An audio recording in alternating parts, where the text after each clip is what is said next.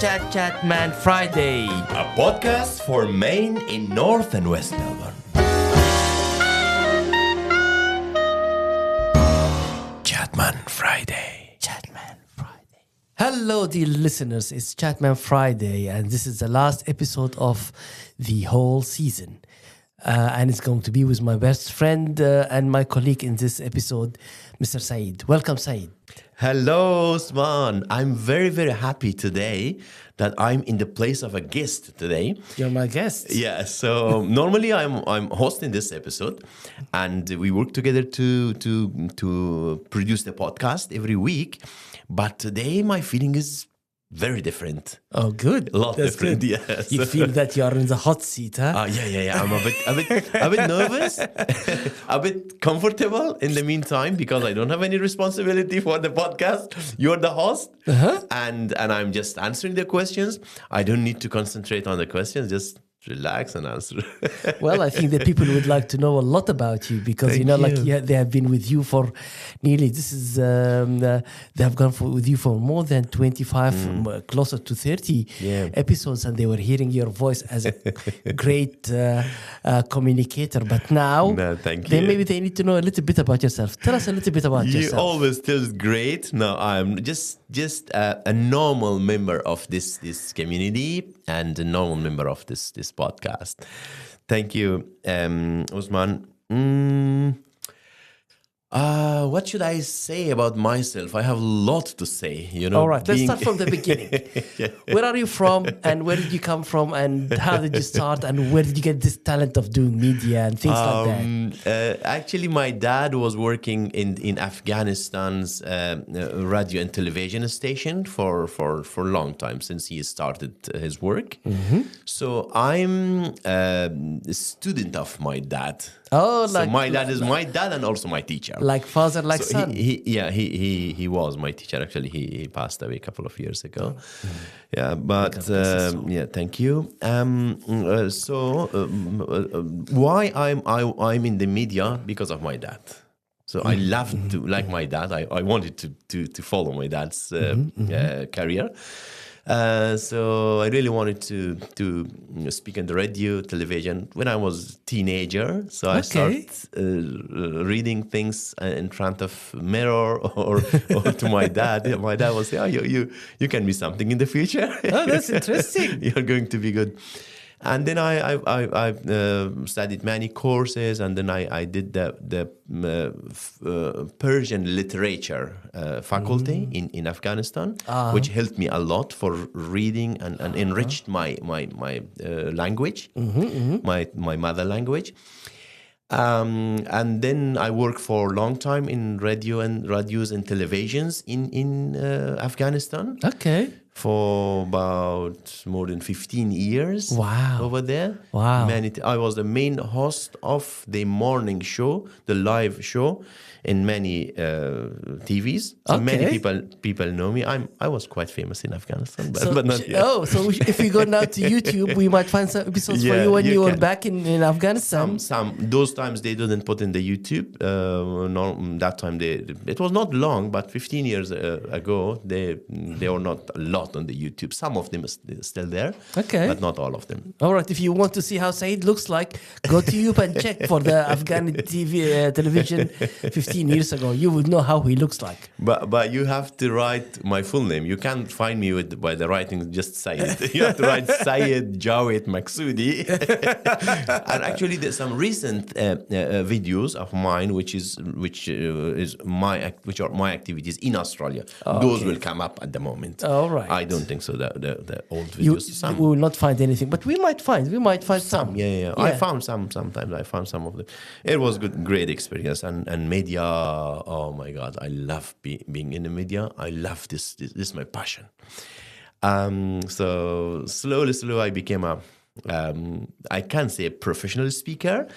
In Persian or in Farsi, I can say I'm better than English. Okay. My English is this bad, not that good.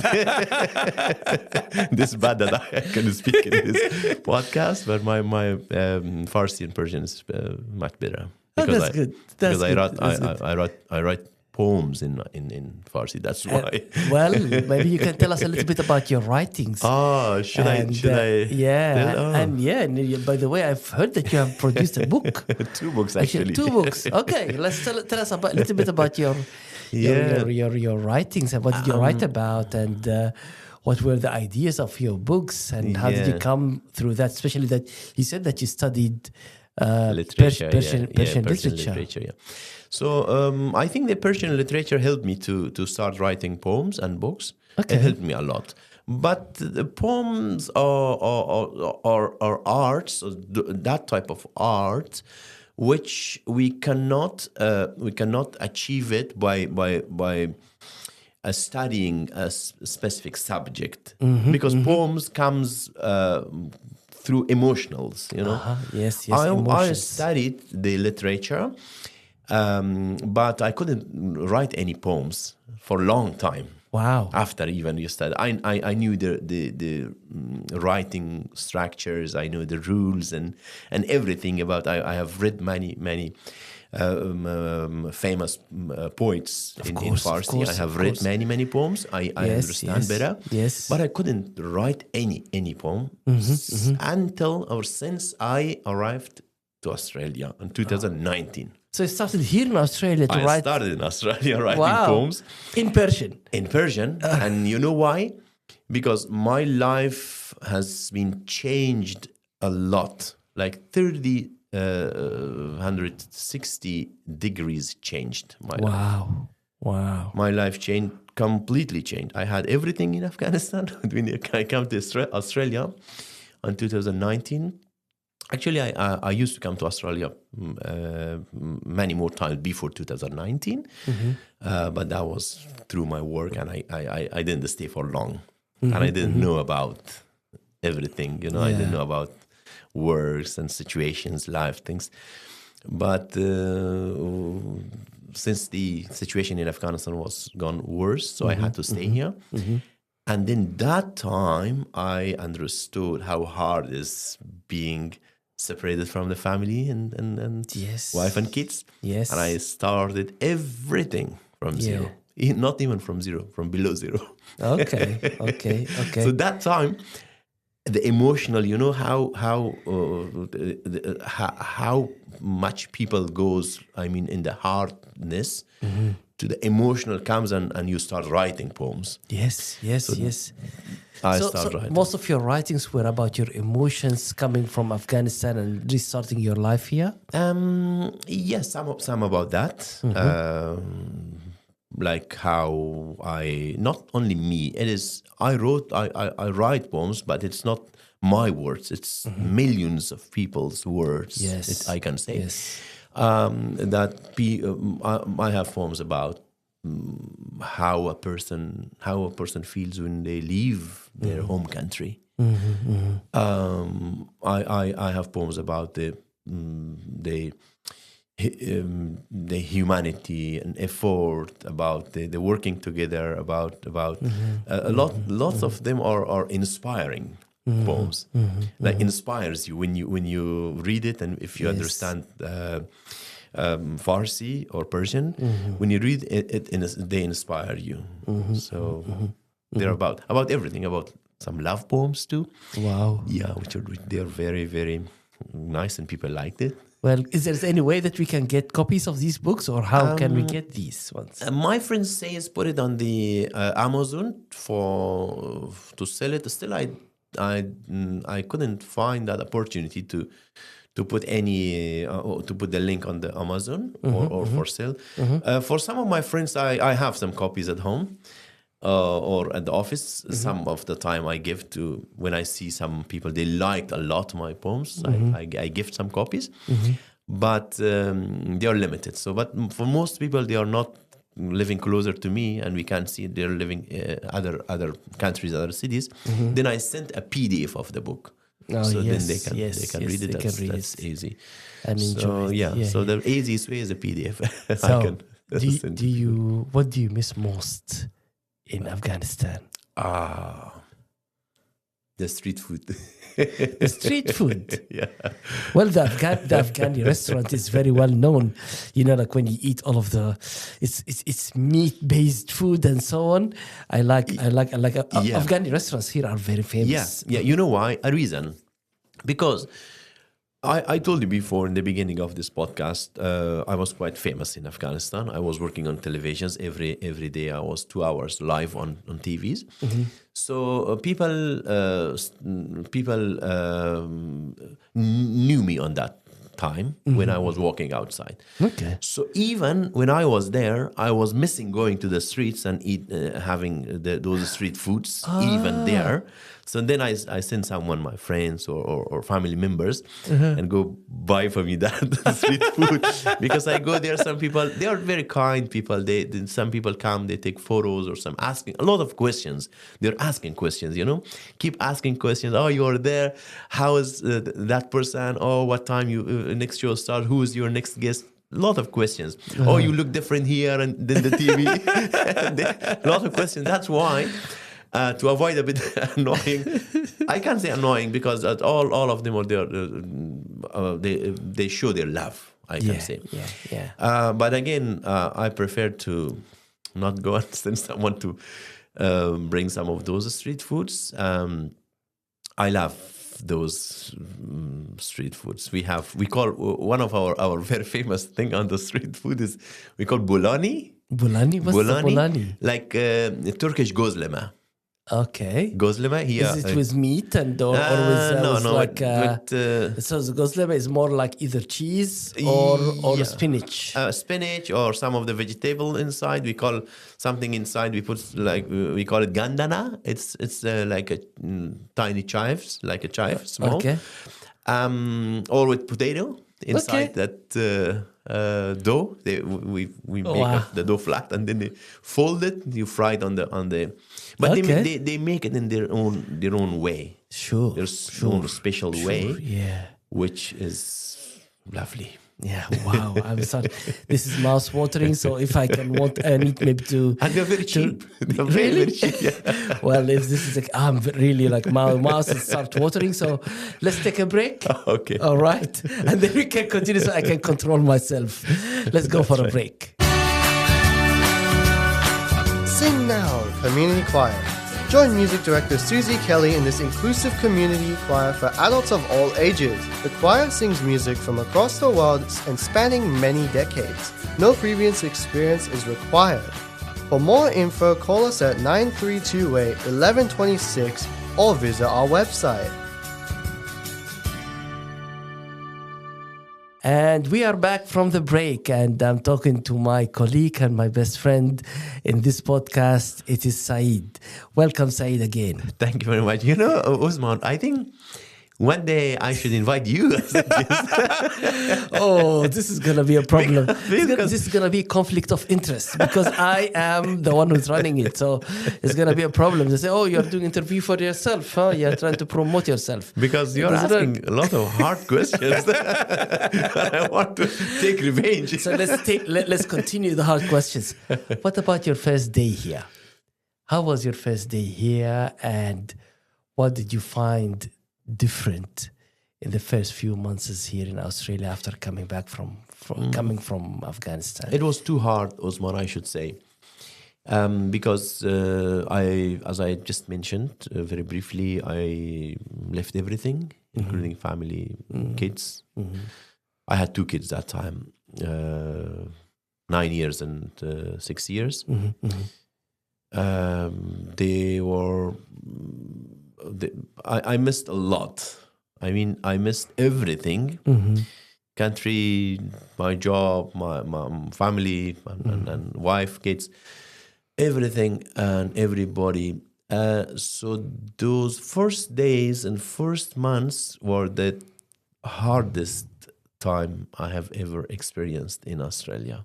Wow. I have ever experienced in my life, actually, I can say. Wow. It was really hard. Looking for a job, applying for the visa. So all of them are, and I couldn't find job for about 3 months. Wow. Wow. Whatever money I had, everything It's gone. I It's spent. gone. And the issue of being uncertain, you don't know. The uncertainty is always killing something inside us. Yeah. Because when you are comfortable and know that, yes, I know what's happening here, I understand everything. It's No, different it was not clear. Yeah, it was not. Everything was unknown. What will happen next? And in the meantime, the situation in Afghanistan was not good. There was another pressure on me mentally. I didn't know what will happen to my family and kids. They are there, and something may happen. So all of in brief, I could say the toughest time in my life, those first 2-3 months.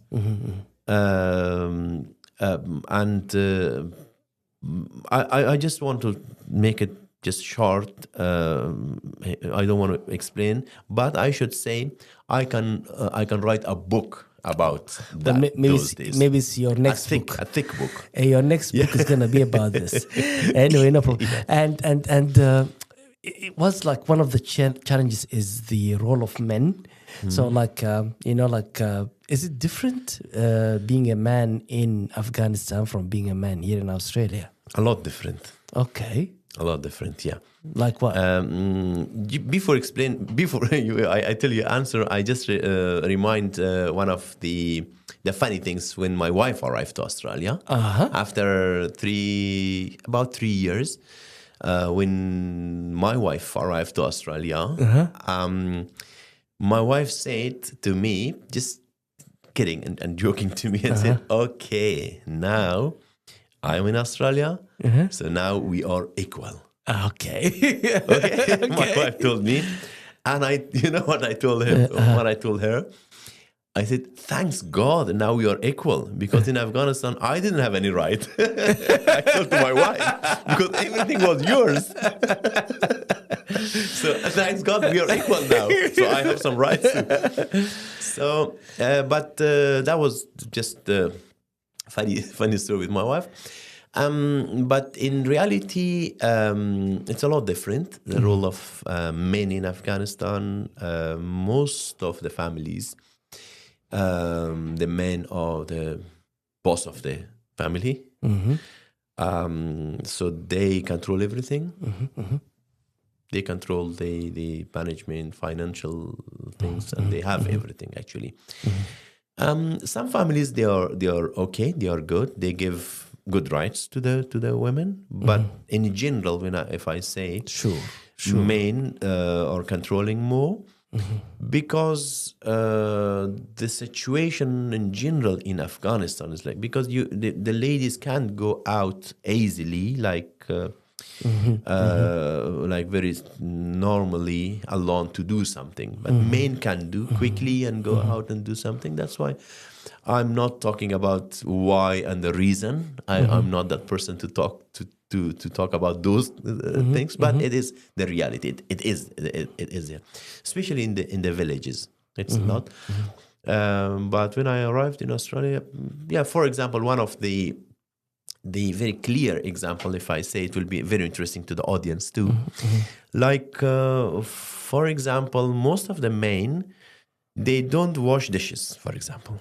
Yeah, back in Afghanistan. They don't want to wash. They don't wash. Yeah. Or they don't wash clothes. They say, this is not my job. Sure. This is a lady's job. Well, my mother-in-law doesn't allow me to go to the kitchen. She gets real upset with me. It's a lot different. So this was some small examples, but I can say men are a bit bossy there in the families. What about the Afghani community here? Is it the same also? Like, are they adopting more of the Afghani culture there, or they are more adopting what's happening here in Australia? No, they are not the same as they were there. When they arrive to Australia, they start washing dishes. They do some vacuuming the house. I know. Most of them, they don't say, but I know they do that. So, but they change. yeah. So how big is the Afghani community here in Melbourne? And I know that they are mostly in the southern suburbs of Melbourne, but are there many of them in the area here in North Melbourne, or they are still all of them are in southeast Melbourne in Dandenong? Most in southeastern suburbs. I can't tell exact like number or figure because I don't have that information at the moment. But a lot over there. Many families, many, especially after 2021, many new families arrived to Australia. Most of them are located or settled over there, in around Dandenong, Narre Warren, Berwick, and then even further in these suburbs. Wow. Yeah, many. So like even going to the regional Victoria part and so on? Probably some, yeah. Do we have some here in North and West Melbourne? I have seen some, I have met some friends, but not a lot. Not a lot. Yeah. Not a lot. That's good. Yeah, That's very limited number of families, I can say. There. Yeah. All right. So thank you very much. We'll go for a break. Okay, again. All right. That's good. Let's go for a break.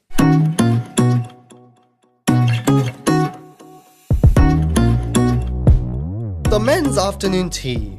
It's a casual get-together for some food and a chat with other men from the neighbourhood. New people are highly encouraged and it's free. It happens fortnightly Thursdays, 2:30 to 4 p.m. at 58 L Street, North Melbourne.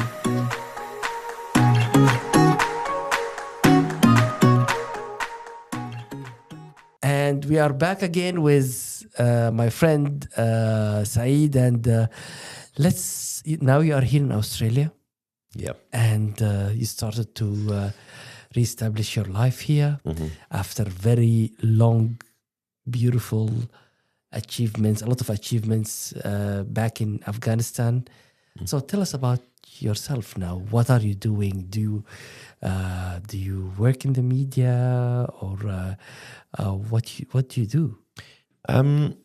As I said in the beginning of this podcast, Osman, the media is my passion. Speaking to the camera, to the microphone is my passion, and I try a lot to improve myself in English too. In Farsi, Persian, it's okay. I'm not the best, but it's okay. Okay. No one can be the best or perfect, but in English, I'm trying to do some more work to establish some English programs in Australia. We have a media project called Ma Television, MAA Television. Okay, it means, Ma means what? Ma means our television. Okay. It means everybody's included to that. Like my. My, but plural form of my. Okay. My, it means from me, or only one person, but ma means everybody. For Ma. everyone. That's in Farsi? Yeah, that's in Farsi. So Ma Television, that's a good project. The biggest achievement since I arrived to Australia.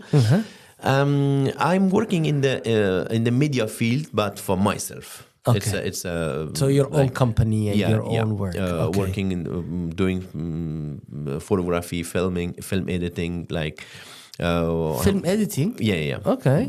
A lot of equipments we have. Okay. A lot of friends and a good team, professional team. They do. Everybody does this their own job. Okay. So working for myself, but the media or Ma Television is something community based television. Okay. And then we send our programs to Channel 31, the community television in Australia. Yes. Which they love our quality. That's why they accept our programs. So and then if we open Channel 31, we might see you there? Not always, because it's production cost in Australia is is a lot. It's very high. We can produce everyday programs. Sure. But twice a month, sometimes every week, we are there. So can we go to the website or we can find it on YouTube then? On YouTube, there are a lot of videos. Always the videos always stays on YouTube. Okay. And we have website too. We have social media, and in the television, we announce when we are there, when we are live over there. So all people goes there, and then they press 44 in their televisions. Then the channel 31 comes, and then they watch the show. And then those who miss the show, then they refer to our YouTube page, and then they watch it again over there. So when did the Ma TV start? It was 2023. So 3 years now. Yeah, that time we established Ma Television, which Afghan community needed that kind of media activity in Melbourne. So a lot of people interested to the project, and many people still coming, and every day the viewers increases, and wow. then a lot of people. Yeah, so only on Facebook, more than 14,000 people. So is it like reflecting the activities and the efforts of the Afghani community here in Melbourne and Australia, or what does it do? Yeah. Generally, we our programs are awareness programs.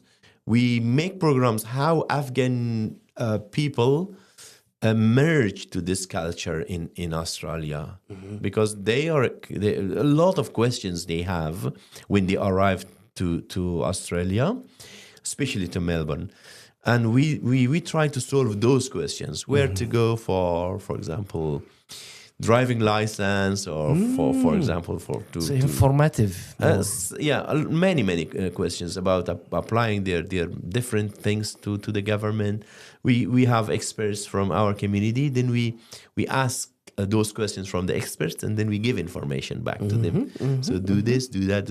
It's not only information, some entertainment is also there. Wow. So which music and things like that? Yeah. We mix the information inside the entertainment, that the people like it. Otherwise, only speaking and talking, maybe people they don't watch. So are you feeling some of the fame that you have left back in Afghanistan? So people now, the Afghani community, say, oh, this is Sayed. Oh, hi. Many places it happened. Many places. Even when I was working in Afghanistan, that television was international channel. So even in Australia, people already knew me. When I came, so they say, oh, I saw this person somewhere. Then later on, they realize, oh, you are on TV. I watched you there. And then many places still when I go there in some events, and people comes and looks at me like that. Then I'm saying, don't look like that. I know what you're thinking about. You saw me in TV. I'm a media person. Then they say, oh, I remember. I was thinking where I saw you. So a lot happened. Like that. But I think, if I'm not mistaken, you are part of the Hotham History Project, which is a project which was documenting the history of North and West Melbourne. What was your role on that? I was designing that book for them. The book itself? Yeah, I was. I did the graphic designing of that book, the page layout, and a couple of photographies I took for that photos. It was a big achievement for me. Okay. Designing an English book in Australia for the first time. I've designed many books in Afghanistan. Okay. As a graphic designer, I created cover pages and some photographies, but all of them were in local language. Okay. And right to lift. Yes. The challenging thing was right to lift. When I came here and started designing something left to right, it was a lot different for me, because my mind was stacked on right to left, But I did it. Probably they loved it, and then we did it together. Beautiful. Yeah. Then when they launched that book on the day, then we also did the media coverage for the event, photography, a bit of filming. I had a brief speech. I think you were there. Yeah, I loved your role there. Yeah. So that was a good achievement for me. Well, yeah, you have done a lot in the last 7 years, and I think that you are slowly getting back to the media presence that you had back in Afghanistan. So what are your plans for the future? Big plans. Always. I read a book. The name I forgot who wrote the book. I just read the translation form of the book. It was a magic of big thinking. You know, when you think big, you will get some. Even if you didn't get this exactly that big thing, but at least you get something. Towards that big idea. At least you start working towards your dream. Yeah. So that's why my dream is so big. But in the media, I want to establish a connection with a lot of people. Like if I say in brief and short, to inspire them for a better life. To inspire them, like reading my poems, those poems which can inspire them, the audience, or speaking about the life, about information, about their abilities. That, for example, if I say their audience, I mean Chatman Friday audience at the moment now, you're so strong.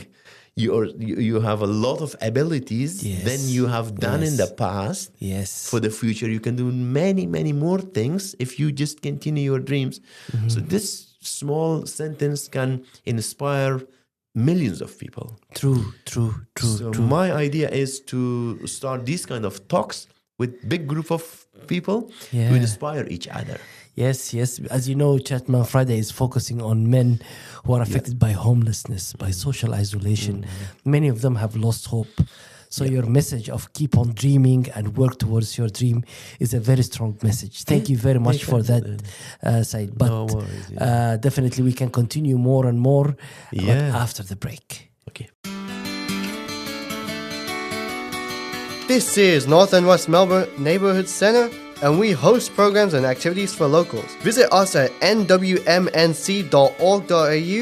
or call us at 9328 1126, or even better, come in person at 58 Errol Street, North Melbourne.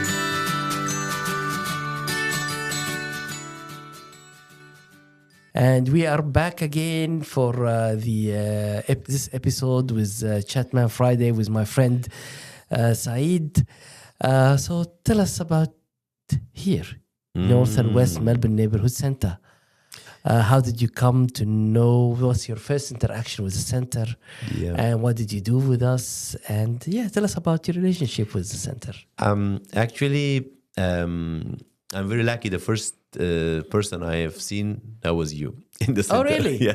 No, I think that you have some interview some few years ago. But I didn't come to the centre. Oh, really? I did it outside. I have done interviews to the newspaper, but someone called me and we did it somewhere else. Okay. But in the centre, when I came, first I saw you. Okay, that's my lucky time then. Very welcoming language you used. Warm, nice, and very friendly. Okay, that's good. That's as good. usual, as always. And then that's why I said, "Oh, the center is a very good place. So let's start something with him." And then proudly, and I'm repeating proudly, I'm doing some of the volunteering activities with this center, which is part of our community, and I'm proud to be here in this podcast and hosting other podcasts, the 2 seasons, doing some podcast course. Yes, we'll speak about it. Yeah, so all of them, I'm really proud of those. Yeah. Actually, you're not only doing like the podcast production and so on, you are giving a voice for many men who are lacking their voice, lacking a way of speaking up and saying and telling their stories. So thank you very much for your effort, and I really appreciate it. Thanks a lot. So what does volunteering means to you? I think volunteering is a medicine. Okay. You know why? Wow. Wow. If we think of that way, when you get sick, you get medicine to become healthy. So for me, when we get a bit tired of life's hardness, so volunteering is like a medicine to connect us to the community, and gives us a fresh environment again back. Wow. A fresh. So revitalization. That's right. Okay, that's good. A fresh health to us. That's beautiful. I'm really committed to this. To this thing, what I'm saying, I mean, this is from the bottom of my heart. It's not something like just phrase. This is somehow it's my feeling. When I do volunteering, it is not because you're giving your time, because time is part of the people's life. You know, time is the person's life. You're giving some time to something, and then you get back something that you can't buy it with the money. Wow. That's that's love. That is kindness. That is the friendships, the connections that you get. That's more than money. Wow, more than everything. I couldn't explain it better. Thank you very much for that. I really appreciate it. So after all of these episodes and 2 seasons, each season has 14, 15 episodes.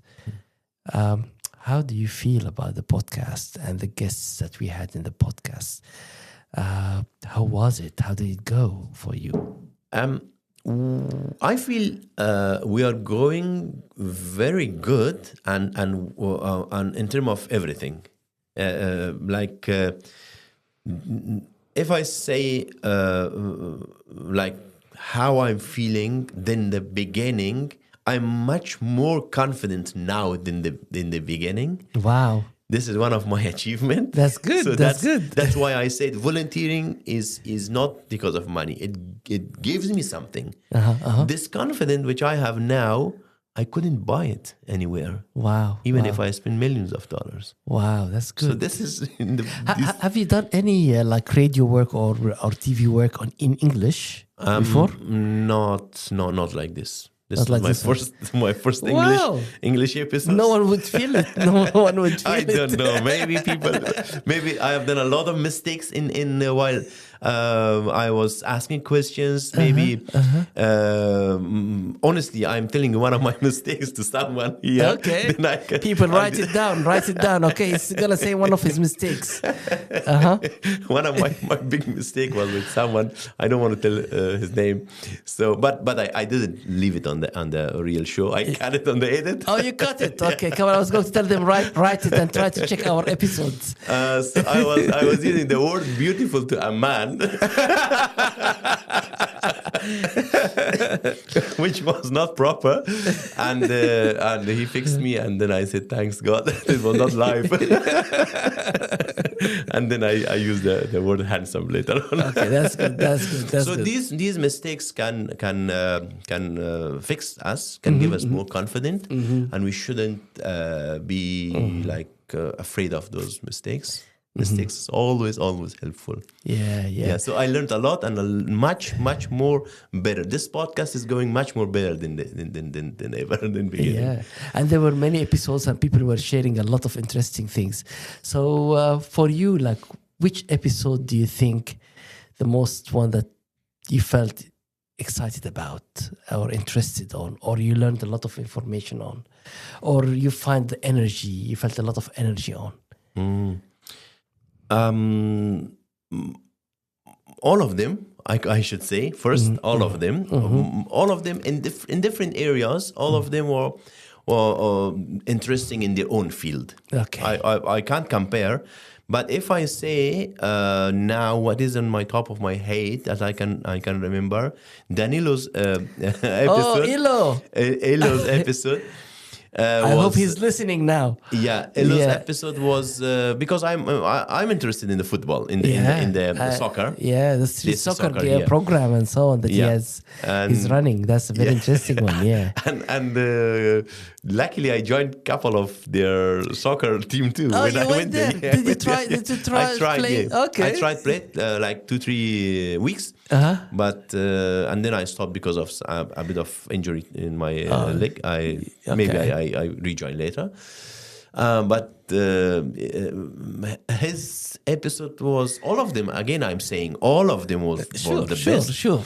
But Danilo was in a different feeling, like very energetic. Of course. You went for playing after that, so that's good. Yeah, that's why. Yeah, but all of them were very beautiful. And the good thing that what I like about most of your volunteering with us, that you didn't only produce your episode and so on, but you are always looking for something new. So I remember that you have taken a training on podcast, but you haven't only taken the training and that's for me and so on, but you start to give back. Yeah, and you have given. I think that you became a trainer on podcasting. So tell us a little bit about that, and how many students did you have, and how did you find the feedback from those who were participating in the podcast session, and how did it go? And did any one of them show interest to have their own podcast maybe in the future? Yeah, probably. The feedbacks were all 5 stars at the end of the podcast. Beautiful. Yeah, I should say here that I should say my appreciation and thank to you and also to Ariel for giving that opportunity to me. I was doing the podcast hosting and a bit of technical things, but with the training, of course, I knew what I wanted to train, but the opportunity was not there. And thanks for that, giving the opportunity. That was a good experience. The participants were laughed, and we did work very good. With the practical day was very interesting. Wow! When we came here and we did the recording, it was very fun and we learned a lot of things, like from the theory things on the whiteboard and all of the chapters. And then the last 2 sessions, it was for 6 weeks. The last 2 sessions was very interesting. Especially the 5th session, because the recording and all of us, we had fun, and then all of the experience we got from the lectures, we used it on the actual podcast, and then we did interview each other. Not me, just they participants. They did interview with each other. And how many were they? How many? There were 6 people. 6 people. Yeah. Okay. Yeah, and then we loved those sessions, and they loved it, and we enjoyed. So we learned a lot. That's beautiful. That's beautiful. I had a lot of things to ask, but maybe finally, maybe I should close this podcast so I can continue for the next hour. But what would you like to see as a media improvement for the center? I think we need to create some video project too. Wow, you don't want to go visual. All right, you want people to see me on TV. I don't want to be seen on the TV. Because, people, yes, of course, they love to listen, because listening is easier than watching. You can turn on a podcast or any music or whatever, listen it, and you drive it. You drive the car. Drive the car, and you wash the dishes. You do not vacuuming because a lot of noise, but of course you put AirPods. I do it. I listen to the sessions when I'm vacuuming. Okay. That's the best time for me to listen to all of the podcasts. And then you enjoy the vacuuming. Otherwise, you hate vacuuming or enjoy the work. But the hardness of the visual thing is you have to be free to watch. You can't drive. You can't do any other thing. But people love to see what is happening inside or what is happening behind the voices. What is there? Yes. So people love to watch. My suggestion is if the center can create some visual programs. Sure. We can Why work not? together and we do some. Yeah. We do more decoration in the studio, and then we invite people. Then we use cameras, and then after that, people can see us. That's better. Well, we haven't spoken about your time that you have spent in decorating the place. No, so thank you. created a great decoration for the studio, and people needs to see it actually. Anyway, it's a great pleasure. Great pleasure to be talking to you. Thank you, my friend, and really appreciate every moment that I spent with you here. No worries. And it's Chatman Friday, and it's another episode.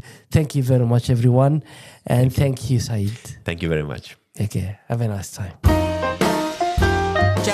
Chatman Friday. A podcast for Maine in North and West Melbourne.